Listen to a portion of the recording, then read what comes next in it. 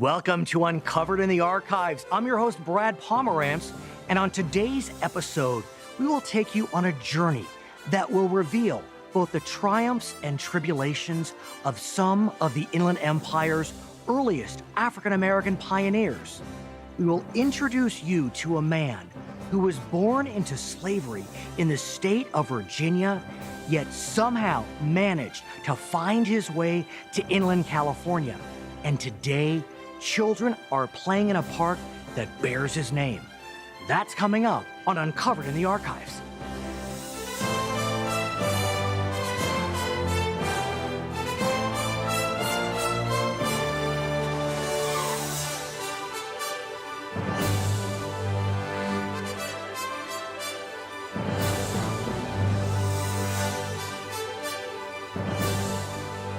Uncovered in the Archives is made possible in part by Loma Linda University Health.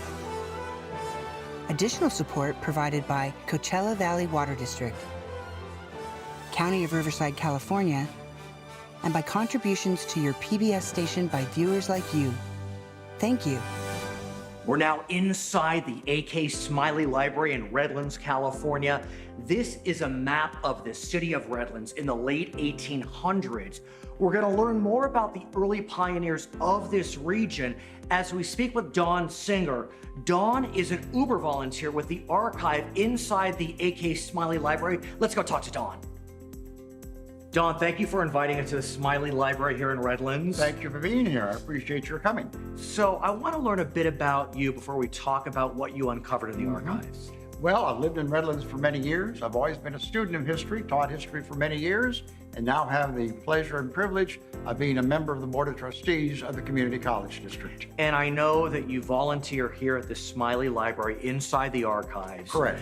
And through your work as a volunteer, you were able to uncover the entire run of a publication from the early 20th century published here in Redlands.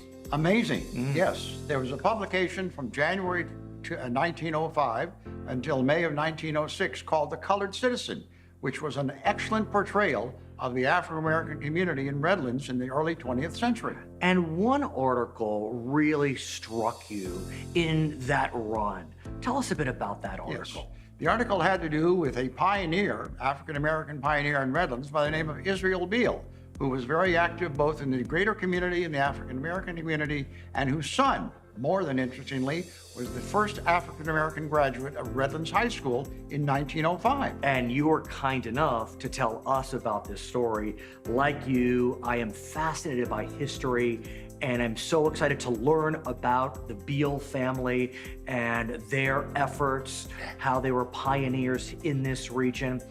I'm wondering, do you know anyone that we could speak with that could give us a sense of what life was like for African Americans in the late 19th, early 20th century here in inland California? Yes, at the San Bernardino Historical Society, I have two friends who have uncovered many of these things, Nick Cataldo and Tom Ashley, who could provide you with additional information about the African American community and Redlands in general in the early 20th century. Dawn, thank you so much. I can't wait to learn more about the Beale family. Why don't we go to the San Bernardino Historical Society?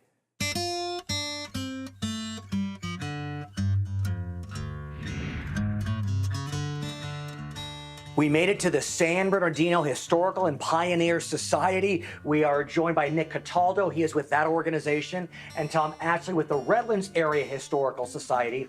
Nick, I want to ask you about what we believe to be the first African Americans to migrate and reside in, let's say, the western part of the Inland Empire. Tell us about them.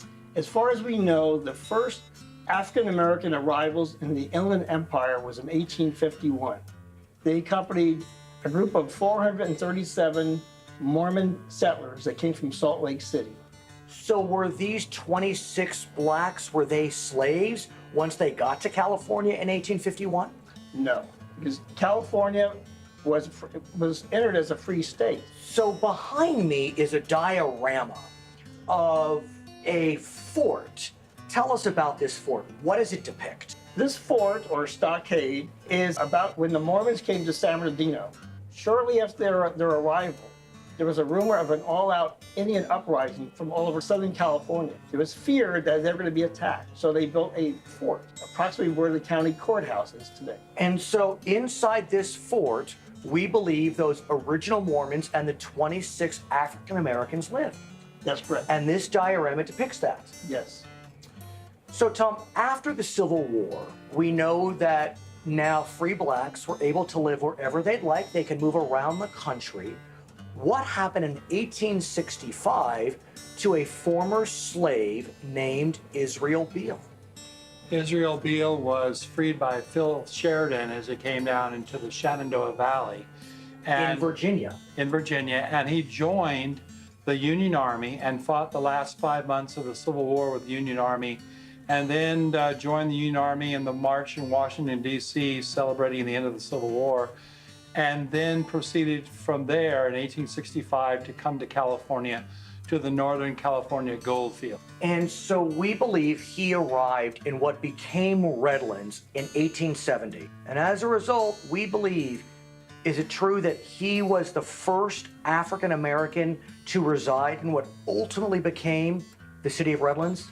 As far as the research is concerned now, yes, he's the first African American to live in what became the city of Redlands. So I was looking in the archives and I found a marriage certificate of Israel Beal to Martha Embers, I believe was her name, in 1870. They got married quickly, it seems. Yes. What do we know about Martha Embers' parents, Nick? Of the 26 African Americans that came to San Bernardino in 1851, there were slaves that became ex-slaves. Two of them were Toby Embers and it was Hannah. I'm not sure what Hannah's last name was. They got married and their daughter, one of their daughters, was Martha. So Israel Beal married the descendant of one of the very first African Americans to live in this inland region. That's correct. This family is truly historic. So it's remarkable, Nick, that this man, a former slave, comes to California and becomes pretty darn successful as an African American in the late 1800s. It's That's a stunning correct. story. It really is. Even though this was a free state, there were a lot of Southern sympathizers that were not real friendly to African Americans. So what I'd like to do now is go back to the Smiley Library. I understand that Nathan Gonzalez is available to us now, and he's going to tell us more about Israel Beal. Gentlemen, thank you so much for joining us. We appreciate it. Let's go back to the AK Smiley Library in Redlands.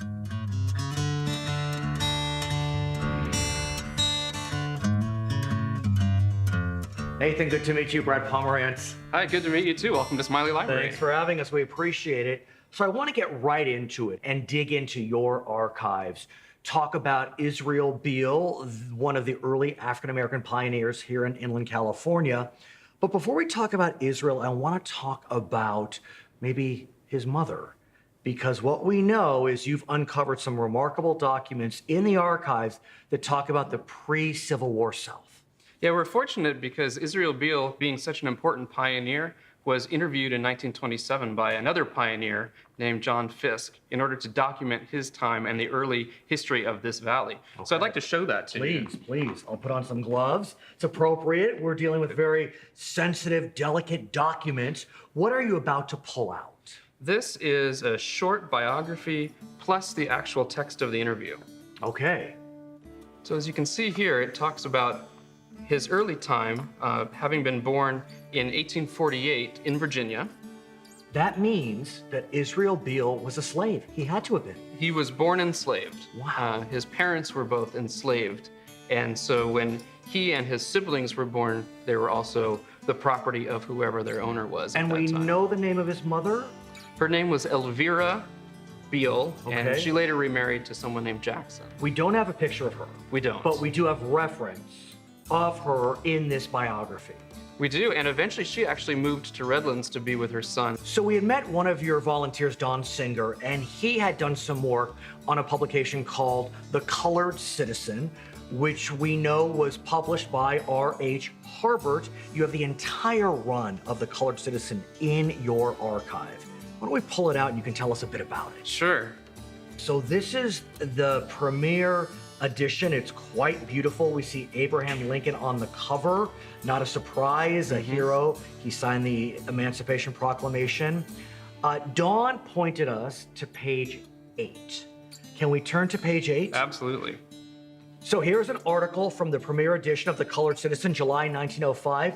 Title is Becomingly Honored. What does this article talk about? It talks about how Charles Arthur Beale, who was the son of Israel and Martha Embers Beale, was the first African American to graduate from Redlands High School. That is stunning. That is amazing, considering that his father was born enslaved. Right. And so the fact that this publication decided to highlight this, in some ways, is not a surprise. It was quite an accomplishment. And it was something that everyone in the African American community could look toward for their own futures. But this article isn't the only thing you have in the archives about the Beale family. We have imagery of these African American pioneers. Dawn Singer told us about some of that imagery. What can you show us? Do you have a picture of Israel Beale? We do. Here is Israel Beale himself. Wow. So this is what he looked like later on in life. He's a very distinguished man. Amazing to think he was a slave and became a pioneer here in this region. And one of the most important pioneers in the development of what became the city of Redlands. Okay. I want to ask about this image. Who's in this image?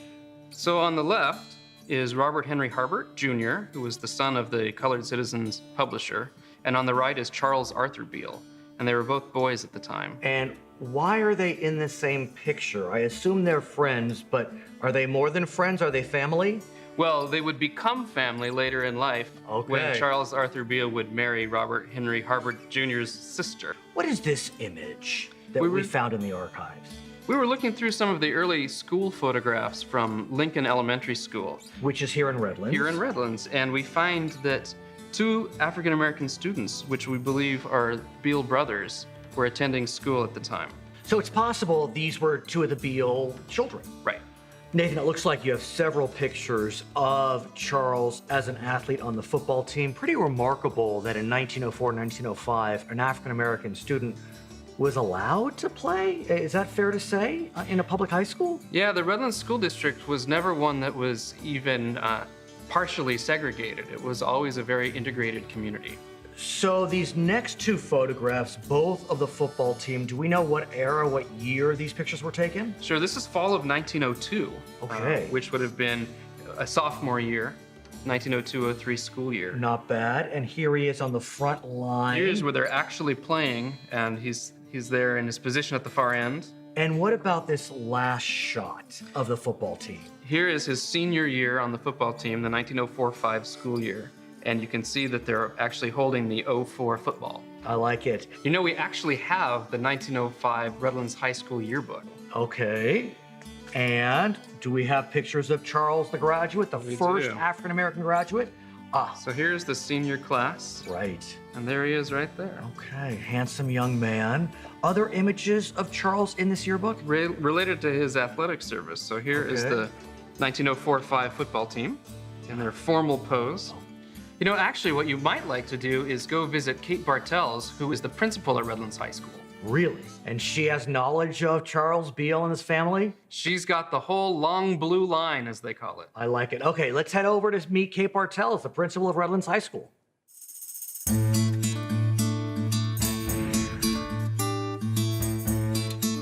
We are here with Kate Bartels. She is the principal of Redlands High School. Thank you for joining us. Thank you for being here today. Where are we right now? So this is the Redlands High School Athletic Hall of Fame room on our campus. Okay, I want to talk to you about a picture that I see immediately on the wall inside this Hall of Fame room.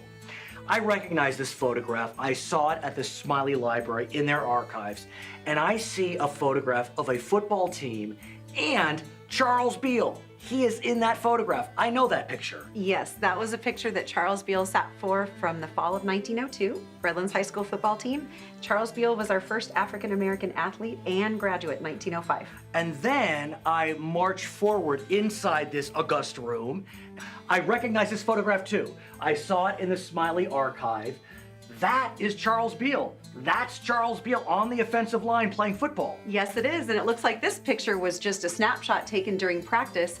It appears that they're practicing on our field right off of Citrus Avenue, which would be right where our students practice today. Right. So I want to ask you, as a graduate of Redlands High School, as the principal of Redlands High School, as the mother of a daughter who goes to Redlands High School, how does it make you feel that Redlands High School welcomed Charles Beal in the early 1900s as an African-American athlete and graduate who wound up having his story told in The Colored Citizen? Well, I think it's amazing to see a picture of one of our own students so many years ago trailblazing for all of the rest of our students to be able to participate in athletics and be able to get a rich education. So it's really neat to be able to learn about his story and share that history with our own students. We can all learn something from everything that he brought to our community. And actually, I remember in 2011, our community built a new park over on the north side of town, and I believe it was named the Israel Beal Park. You should probably go check that out. So Israel Beal is the father to Charles Beal. Yes. I will definitely check it out. Thank you so much, You're Principal welcome. Kate Bartels. Thank you so much for joining us. Yeah, let's go check out Israel Beal Park.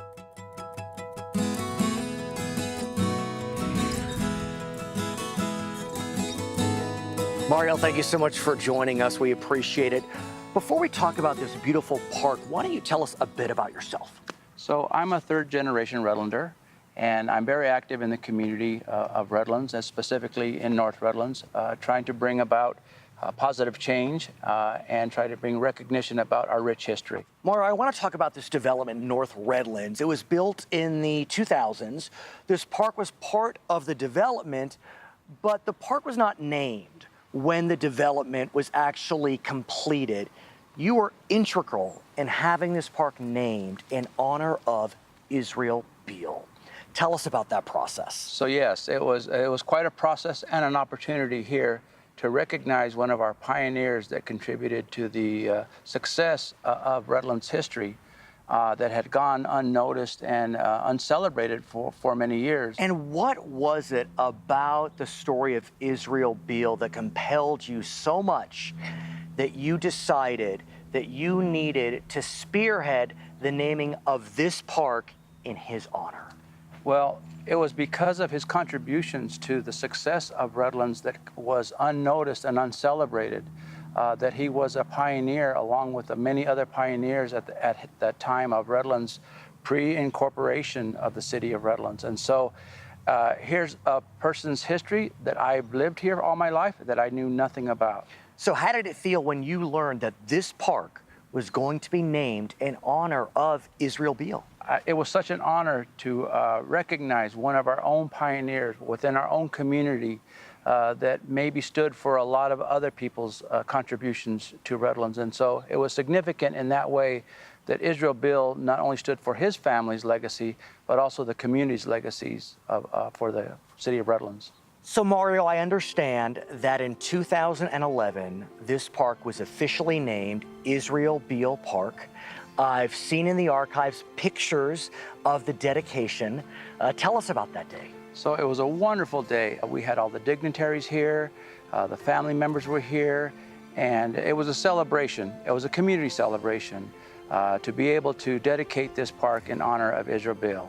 And by the way, I have a surprise for you. Oh, I like surprises. We have today with us 3 members of the Israel Beal family. Thank you so much, Mario. I'd love to meet them. So Brad, here are 3 great-great-granddaughters of Israel Beal. Mario, thank you so much. Ladies, it's so good to meet you. Tell us your names, where you're from. My name is Angela Wilkinson. I'm from Colton, California. My name is Yolinda Jewell, and I'm from Vacaville in Northern California. You came all the way down from NorCal to join us. Yes, I sure did. It was so exciting. Thank you. A big honor. Michelle Gentry from San Bernardino, California. Ladies, thank you so much. This is such a great surprise. I can't wait to hear your stories and the story of your ancestors. So I was inside the archive at the Smiley Library in Redlands, and I went through The Colored Citizen, and I read about Charles Beal, which was a son of Israel Beal, the brother of Isaac Beal, which is your great-grandfather. What do you know about Charles Beal? Michelle? Charles Beale was the first African American to play sports at the Redlands High School. As a matter of fact, I worked for the San Bernardino City Unified School District in the high school. To know that he was the first African American there, it's a great honor. And not only was he the first African American to play sports at Redlands High School, he was the first African American graduate. Yes. That's what this Yes. article talked about. A remarkable event accomplishment considering this was 1905. Yolinda. Yes, I was so amazed at our heritage and all this information that we found out. Is just so overwhelmingly wonderful. What I learned in the archives is that Charles Beale wound up marrying the daughter of the publisher of The Colored Citizen, R.H. Harbor. They had a child named Charlie Beale. That would be your great uncle. Charlie and I think his brothers were quite musical, and you being the oldest sister, Yes. what happened there? Because I saw some pictures in the archives Yes, of Charlie and his brothers playing music. Yes, they were a very musical family. They played many events here in Redlands, the city of Redlands. They would do performances for the city of Redlands. And my father, Herbert Israel Rona. It would be, I guess, the nephew. The nephew. 'Cause you're the exactly. great I'm the niece. great, Yeah. exactly.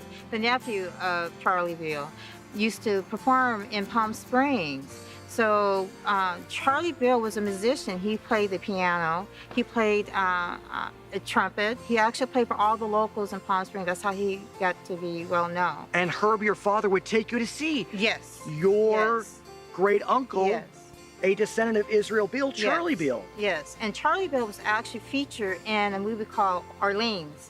So you can see him at the piano playing in this movie. Yes. I want to ask you, Yolinda, about where we are today. We are inside Israel Beale Park. Yes. The park was dedicated in 2011, I learned from Mario. You all were there. Why don't you talk as a spokesperson for your sisters about that day? Oh, it was a wonderful time, and it was so great. We were also excited to be here. We were here with our family, our mother and father, our children, our great-grandchildren, and a whole host of relatives. And it was a very, very nice occasion.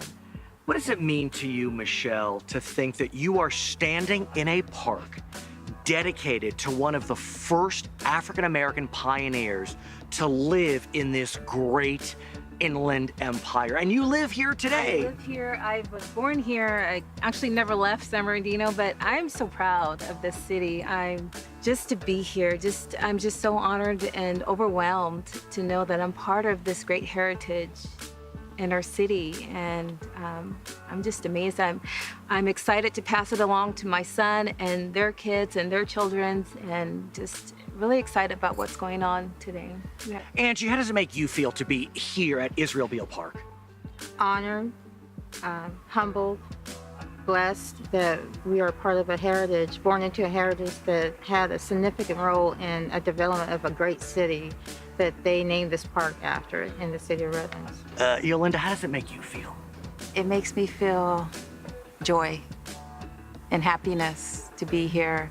And as a matter of fact, you can go to Redlands Hillside Memorial Cemetery, where Israel Beale is buried, along with his wife and his mother and the children as well. Thank you for that. We'll definitely take a look at that cemetery. I'm sure it will feel impactful and historic. Thank you, ladies, for surprising us. What a great treat this has been. Thank you. We're going to head over to Redlands Hillside Memorial Cemetery.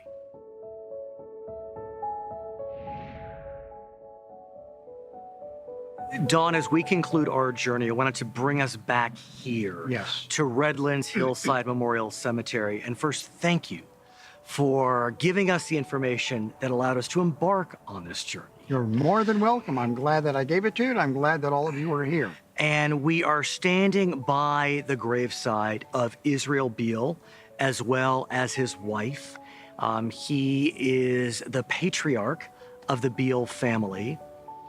What happened during the 20th century in terms of the marking of this grave?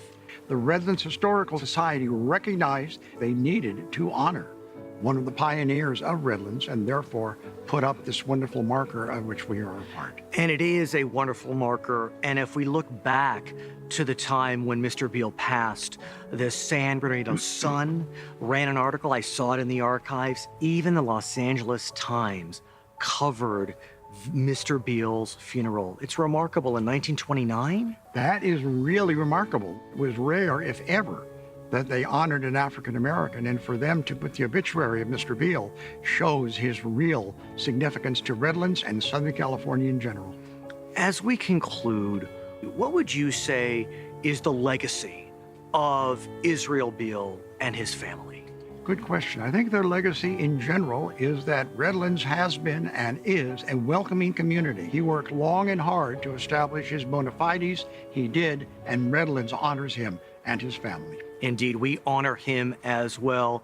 And we want to thank you so much for joining us on Uncovered in the Archives. My name is Brad Pomerance.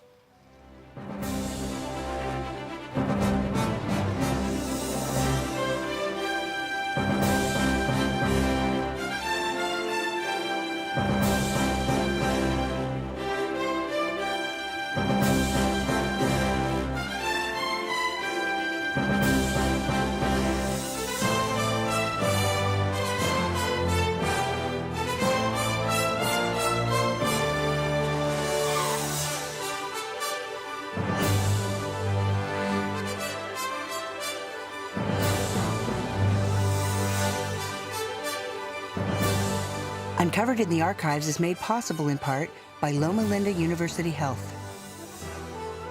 Additional support provided by Coachella Valley Water District, County of Riverside, California, and by contributions to your PBS station by viewers like you.